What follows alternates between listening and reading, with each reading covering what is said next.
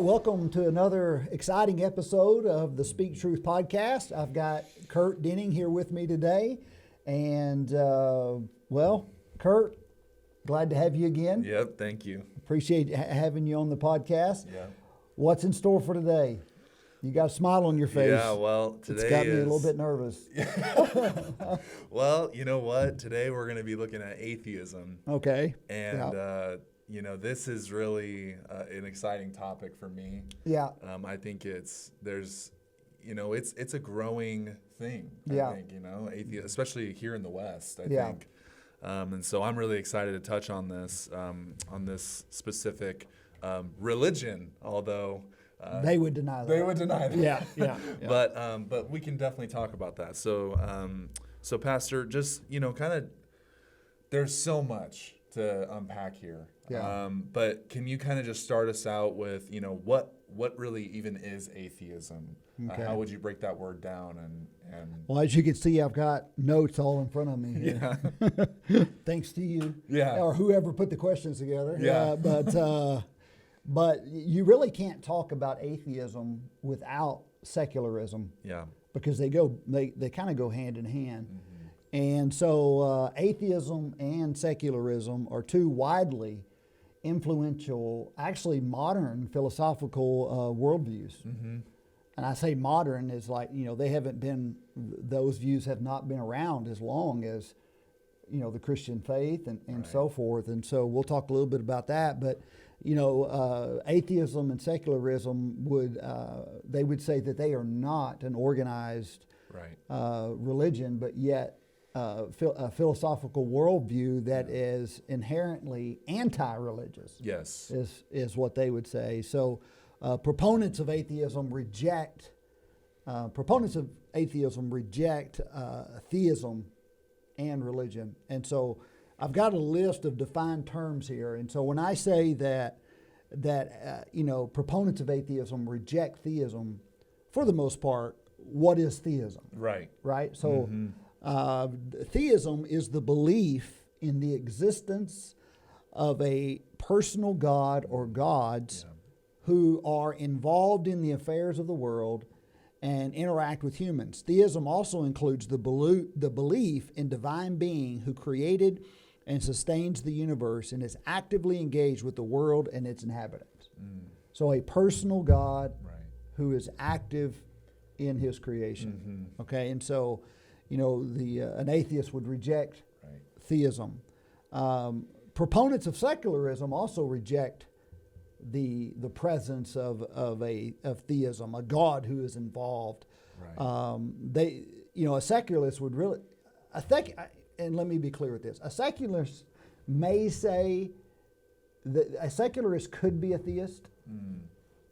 To be honest with you, right. A secularist could be a theist, but their idea of God, a God or gods, they would say he's not involved in political issues right. or societal institutions. Yeah.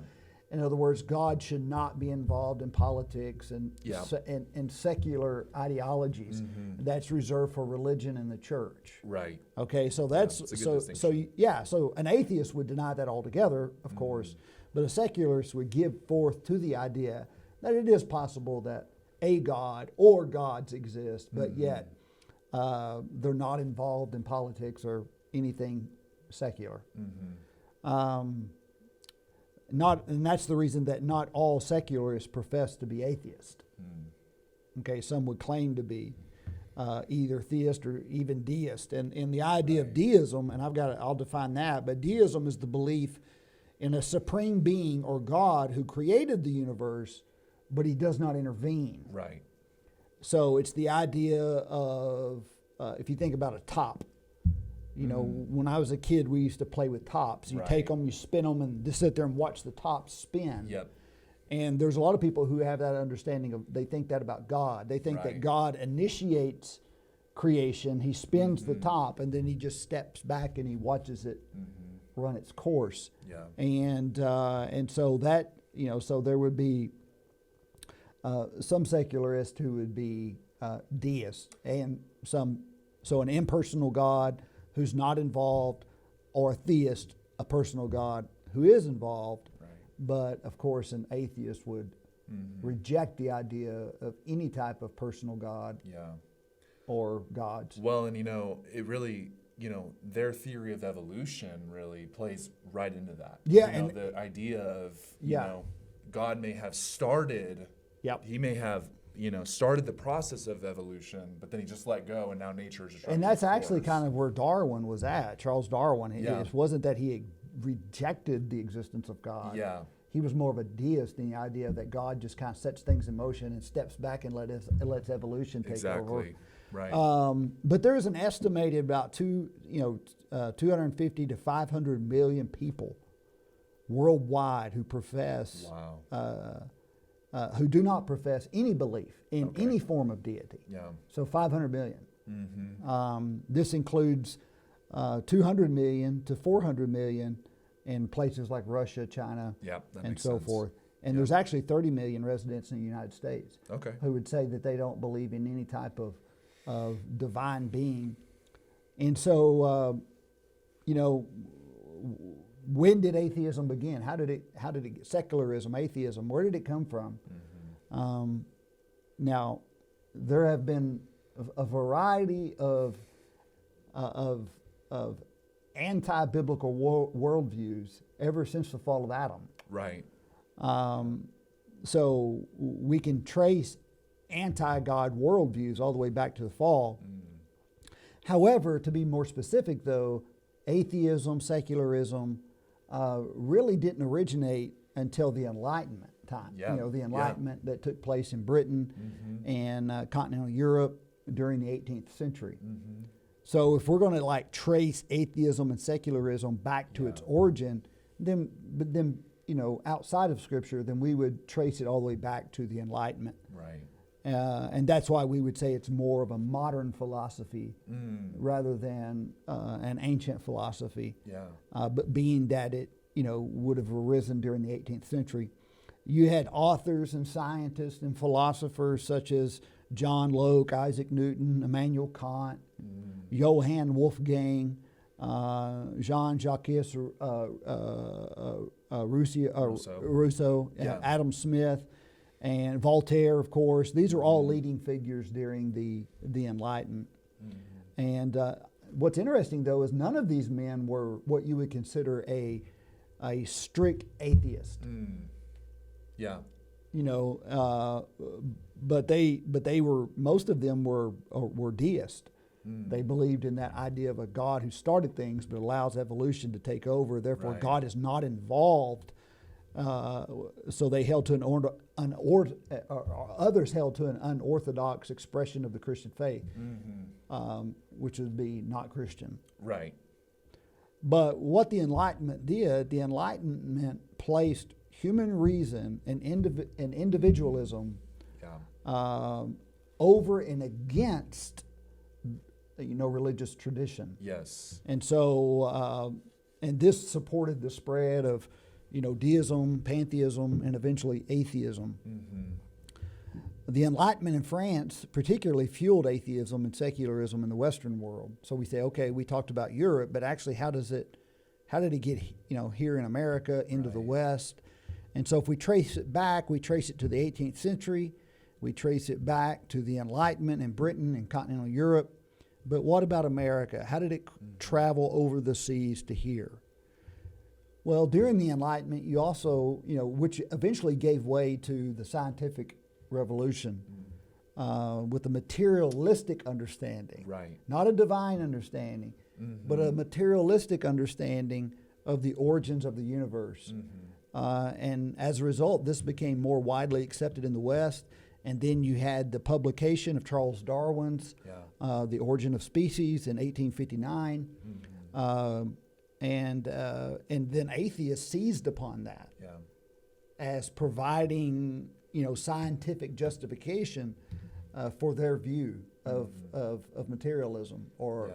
And so what began during the Enlightenment, eventually gave way, the Enlightenment gave way to the scientific revolution.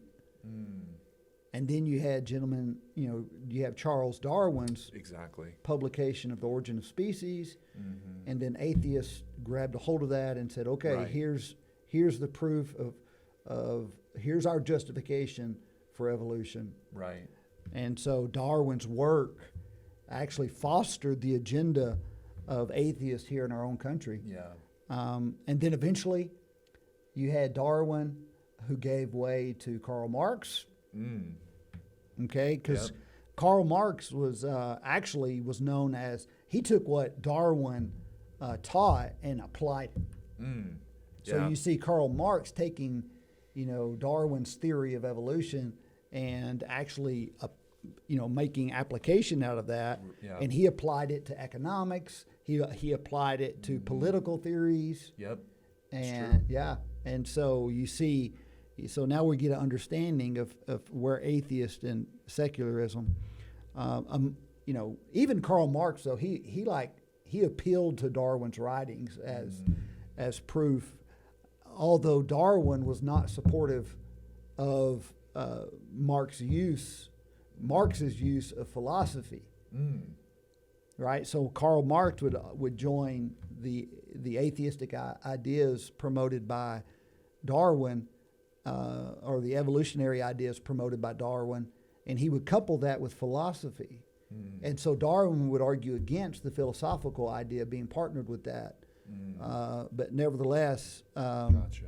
that's what Karl Marx did, which eventually gave rise to secularism and so forth. Now, what about after Marx? So you have Darwin, you have Marx. Well, after Marx in the 19th century, you had a German philosopher by the name of Friedrich Nietzsche. Okay, Yeah. and I'm sure you've heard that name before. Yeah. But Nietzsche advanced what is known as an anti-theistic philosophy. So anti-God, Right. anti-personal God, Yeah. an anti-theistic philosophy throughout the Western world. So what Marx began to promote, Nietzsche began to popularize. Right. And on numerous occasions, he used the phrase, and there was a movie made about this not too long ago, well, years ago, but Nietzsche would use the phrase, God is dead. Oh, yeah. Okay? Yeah. There was a movie popularized not too long ago, God's not dead. But, Right. but nevertheless, Nietzsche popularized that phrase that God is dead. And he did that to explain the effects of the Enlightenment. So he would say the Enlightenment proved that there is no God, and therefore God is dead. So that in itself, Nietzsche also promoted to the increasing disbelief in God. And so you got guys like Darwin and Marx and Nietzsche, and these guys all still haunt us from the grave today. Absolutely. Yeah. They're like ghosts that are haunting us because their philosophies are still, Yeah. very well alive. Now I'm going to share this last one, then I'll let you ask a question. But in 1927, so you had a British philosopher, a man by the name of Bertrand Russell. Yeah. And he gave a talk at the National Secular Society in London that was later published in 1969. So he made this talk in 1927, wasn't published until 1969, because the people who published it had an agenda, and this was, right? So in 1969, it was published under the title, Why I Am Not a Christian, and Other Essays on Religion and Related Subjects. Gotcha. That was the title. And this book had a significant effect on readers in Britain and America, further popularizing atheism and secularism. Yeah. As a matter of fact, Russell helped pay the way, because you hear names like Richard Dawkins, you hear names like Christopher Hitchens and Daniel Dennett and Sam Harris. Yeah. You hear these guys were actually atheists who were apologetic. Yeah. So they had and when I say apologetic, I don't mean in the sense that they said, "Oh, I'm sorry, I'm an atheist." Yeah. Apologetic simply means they defended their atheism. Yes, exactly. Okay, and so where did these guys come from? Guys like these Richard Dawkins, Daniel Bennett, these guys who would actually debate Christians in public forums. Well, these guys were all influenced by Bertrand Russell. Yeah, they were. Okay, they've read his book, And they were considered to be the new atheists, or a new atheist movement. Yes. Because they were actually evangelists and Yeah. apologists of atheism. Yeah, that's Yeah. true. Yeah.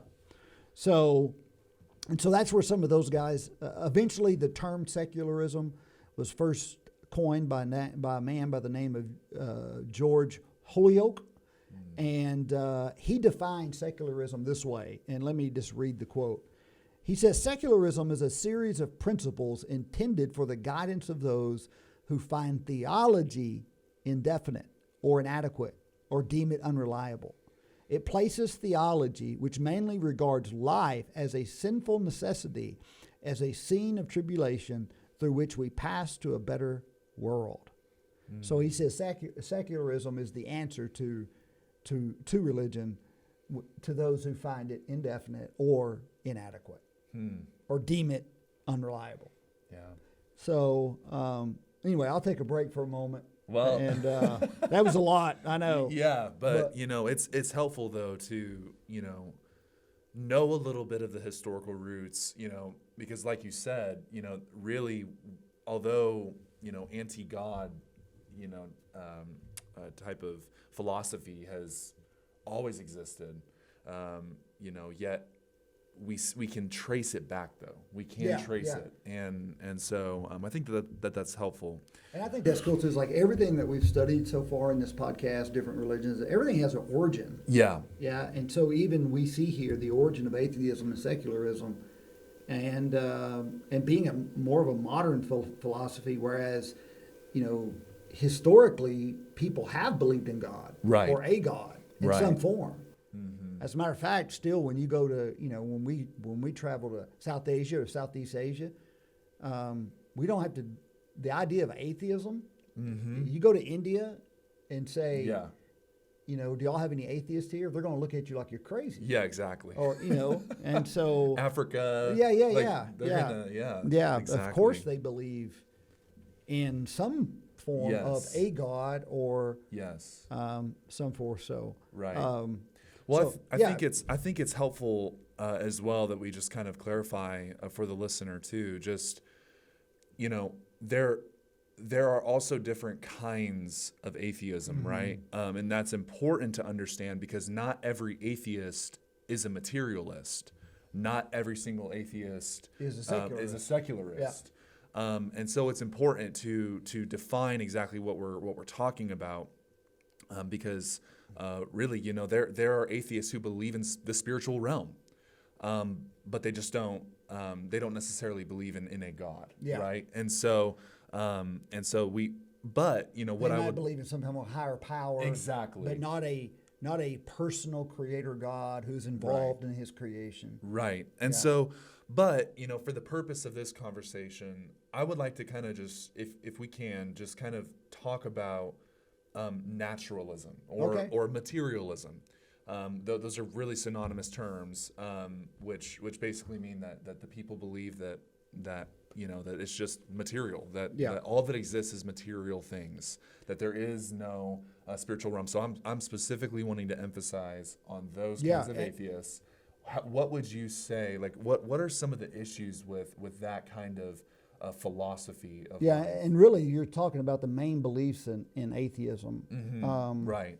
And by the way, before we move on to answer that question, let me just remind you of the effects that atheism has had on America. In 1963, the Supreme Court ruled in Abington School District versus Shemp that school-sponsored Bible readings and prayer were unconstitutional. Right.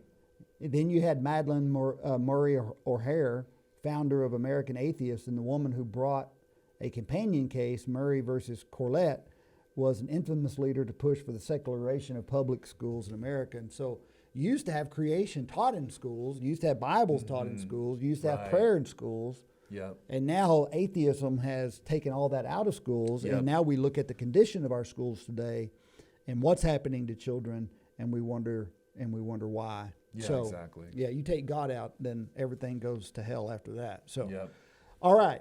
So really you're asking about, so let's deal with that. What are some of the main beliefs? You specifically talked about materialism or the materialistic theory of life. I'll get to that in a moment, but as we talk about the main beliefs in atheism, and they do have beliefs, number one is their denial of the existence of God. Yeah.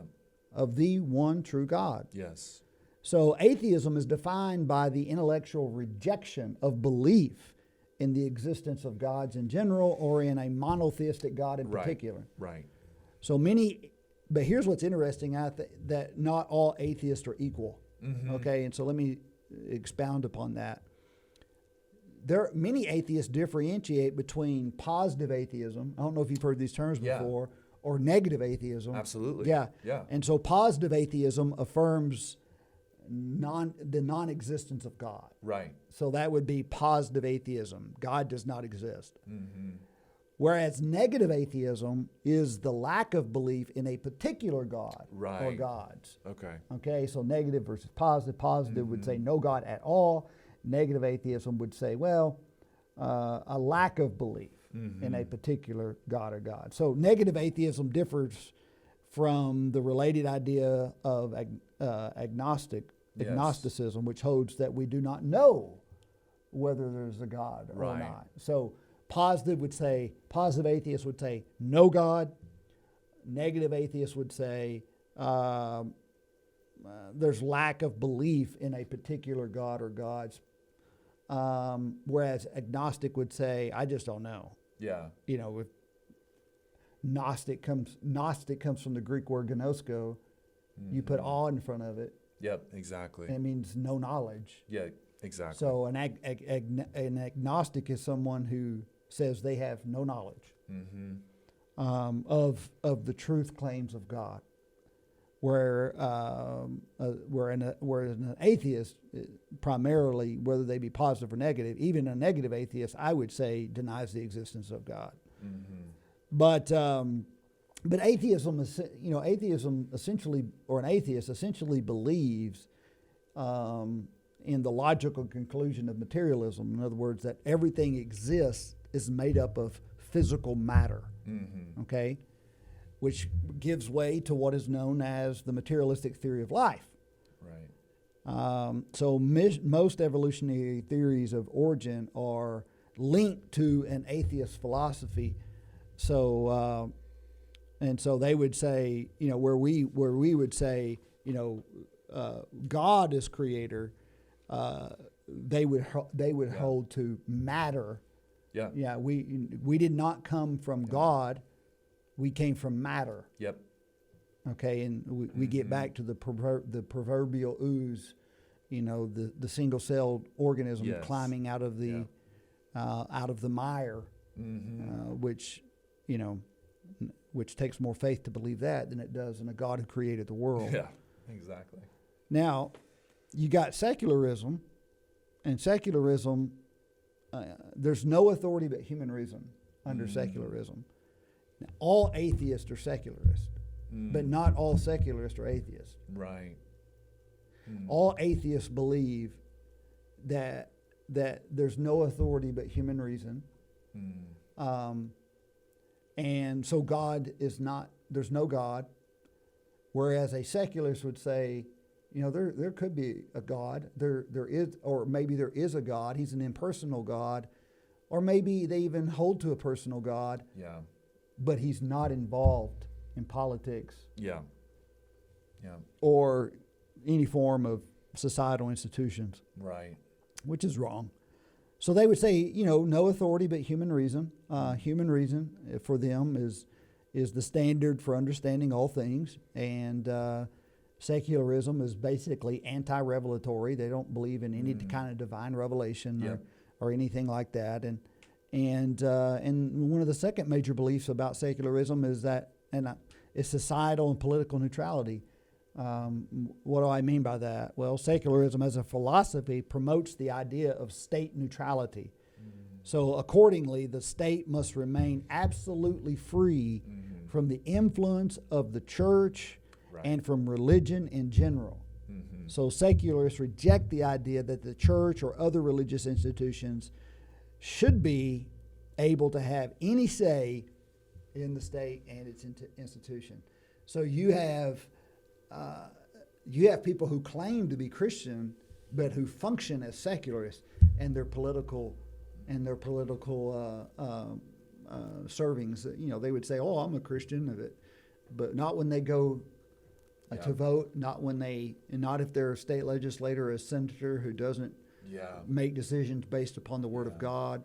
If they function in a way that God has no place in societal institutions or politics, then they are functioning as practical atheists. Yes. Yeah. And practical, let me just say something about that. Practical atheism is the idea that you believe in God. You believe in the one true God, but you live your life as if you don't. Yeah, exactly. You don't obey His word.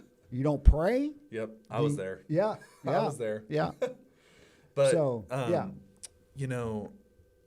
well, let me just go ahead and this will be a longer podcast, I'm thinking. So, yeah. Well, I had an idea, but it kind of slipped my mind. So I think we'll just go ahead and make a little bit of a transition to just asking about, you kind of touched on, some of the, the main ideas, the main beliefs between, atheism and secularism. We can talk about more of their philosophical ideas too within their worldview. That would be great. Let's do that. Yeah. So the comment, if you're an atheist, you're gonna have a naturalistic worldview.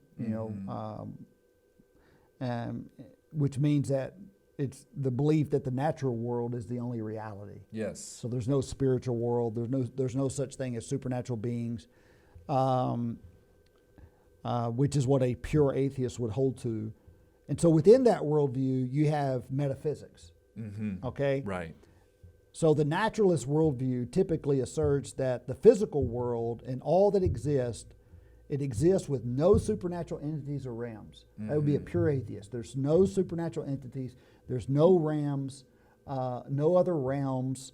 Whereas the Christian worldview would say, we believe in a transcendent personal God who created and sustains the universe. Mm. So we believe that there is a God outside of space and time, transcendent, who is both immanent, who works in space and time, who upholds all things by the power of His might. Mm.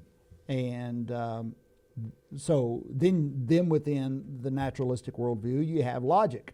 Yeah. And so naturalism tends to rely on scientific evidence. Yes. Yeah, that's important. Yep. And empirical observation as the basis for understanding reality. Mm-hmm. So they'd say, scientific evidence, empirical observation, that's how we determine reality. Where Christian incorporates logic and reason. Yeah, that's true.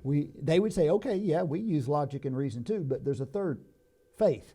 Mm. Okay? Logic and reason, true reason, includes faith as an important aspect of belief. So, and then you have what is known as epistemology within that worldview. So naturalism emphasizes the importance of reason, evidence, and the scientific method in inquiring knowledge. Yes. Yeah, that's important. Yeah, whereas Christianity incorporates divine revelation, faith, reason as sources of knowledge and understanding. Yeah.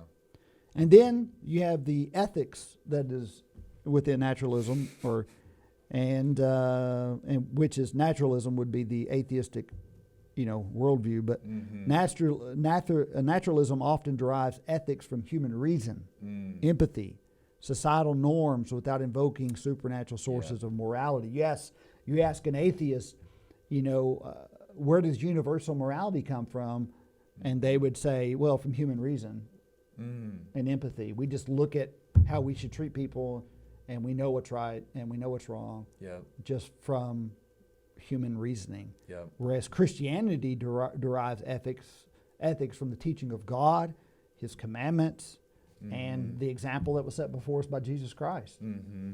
Well, let me just really quickly interject. I know that's all amazing, helpful stuff. One resource I'd point some people to, especially in talking with ethics, is actually C.S. Lewis's book, Mere Christianity. Yeah. We don't endorse everything that he teaches, but nonetheless, I'm actually reading that book right now. I mean, it's a classic. Everybody should read it. Yeah, and he really dives into the issue of secular ethics Yeah. or atheistic ethics. So I think just wanted to provide that as a resource, but continue with the last category. Then within that, the naturalistic worldview, you have anthropology, which is the study of man, and it sees human beings as evolved organisms with no inherent purpose beyond survival and reproduction. So that's the atheist would say, listen, you're an evolved organism, and the only purpose you serve is survival of the fittest and reproduction. Yep. We're animals. Which is crazy, because one of the largest proponents of abortion would be atheists. Absolutely. So anyway, but whereas the Christian understanding of anthropology is that we are created in the image of God, we have inherent dignity and value, and our purpose is to cultivate relationship with God, to know God. Yeah. And so we see that there are some major differences and issues between a naturalistic worldview held by atheists and the biblical worldview held by Christians. Yeah, so that's helpful. So really, I guess one really important question that I would like to ask is, are Christians rational to believe in miracles? Because when you look at the difference between a naturalist or an atheist and Christians, what really is a contention point, because a lot of them will affirm that Jesus was a real person. They don't have a problem with that. But the moment you start saying that Jesus rose from the dead, there's immediately they disagree. And whenever you say that he did all these miracles, they immediately disagree. So are Christians logical or rational to actually believe in miracles? I'll answer that question by telling you about a conversation I had with a guy just the other day. Okay. I was talking to a gentleman about Jonah. Okay. The book of Jonah. And one of the things that atheists always want to throw back at Christians is the idea of Jonah being swallowed by a whale. Now the Bible doesn't say whale, it just says large fish. And this person was asking me about that. He goes, man, I believe in God, but I'll be honest with you, I'm having a hard time with the idea of Jonah being swallowed by a fish and being in the belly of that fish. And I said, well, do you believe in God who created the world? And he said, well, yeah. I said, well, if you believe in a God who created the world, then you can believe he can do anything he wants to do. Exactly. Yep. God can do anything he wants. Yeah. Now, if you don't believe in a God who created the world, the creation itself is a miracle. Exactly. Yeah. So I would say if you believe in God and who created the world, then of course there's nothing he can't do. Yeah. And like even swallowing a rebellious prophet in order to get his attention. Yeah. But no, of course, Christianity is we have faith in God, and because we have faith in God, who does perform miracles, but it's a rational faith. It's not a faith that's absent of reason. Yes. Our faith is a factual faith. Yeah. You go back to the greatest miracle of Jesus rising from the dead. Well, that's a factual event. Yeah. There was never a body found. Yep. The tomb was empty. He was seen by over 500 witnesses at one time after his resurrection. And so, we have faith in God and that he performs miracle. Right. But it's not separate from reason or from fact. That's good. So, but yeah. That's really helpful, and really that kind of leads me to my final question, because I think it's just helpful that those are all really kind of apologetic arguments right there. And so how would you go about, obviously, if you're sharing the gospel with an atheist or a naturalist, obviously it's going to take the work of the Holy Spirit, of course, but we play our part in it too. So are there any kind of biblical or... Well, first of all, thank you for asking that question. Yeah. I will tell you from the get-go that I do believe that there is value. Some of our hearers won't know what I'm talking about, and that's fine. But there is value in what I would say are the historical arguments for the existence of God, the ontological argument, teleological argument. But I would say that for me, I'm a presuppositionalist. So which means I approach apologetics with the understanding that there's no such thing as a real atheist. Yeah. If someone claims to be an atheist, it's only because they're suppressing the truth and unrighteousness. They're suppressing what God has revealed to them. And so I always approach it with more of a presuppositional argument where, yeah, you know there's God. Let me take you to Romans 1 and show you why I know that to be true. And you're just suppressing the truth. Yeah. But really, how can you share the gospel with those who hold to these false teachings or these false ideas? I would encourage our audience, if you're going to witness to an atheist, an agnostic, secularist, materialist, whatever you want to say, someone who holds to a naturalistic worldview, then number one, focus on the question of God's existence. Yeah. That's where you begin. The question that we must present to the atheist or the secularist is the question of existence. And not just God's existence, but the existence in general. Yeah. They claim that we came from, they hold to this materialistic worldview that we're matter evolved. Okay. Where did it come from? Yeah, exactly. Where did the material come from? Yeah. Where did the matter come from? Why is there something rather than nothing? Yeah. So one who holds to a materialistic worldview cannot answer that question. He cannot answer why matter exists at all. Yeah. They believe we came from matter, but where did the matter come from? Yeah. So where we would say all matter comes from a self-existing, eternal God. Right. Yep. And so not even dealing with the existence of God, just deal with the existence of matter itself. Yeah. Then transition to the existence of God. Exactly. A second thing is the focus, the issue of morality. In atheistic and secular worldviews, for them, there can be no objective standard reality, no absolute truth. Yeah. So I guess you can go key their car and they'd be fine with it. I guess that's not wrong, Yeah. But in Scripture, God has given us a transcendent ethic, which is similar, you can summarize it and comprehend it in the Ten Commandments. So if man rejects God's law as the transcendent ethic, binding all people, there is no way for people to replace it with something else and to have it ultimately binding on themselves and society around them. So the whole point, and this is the argument that Lewis makes in his book, Mere Christianity, is that there is a universal morality. Exactly. It doesn't matter where you go in the world, even if people have had no outside influence, that those remote people who live in the rainforest who have never had a human encounter outside of their own tribe.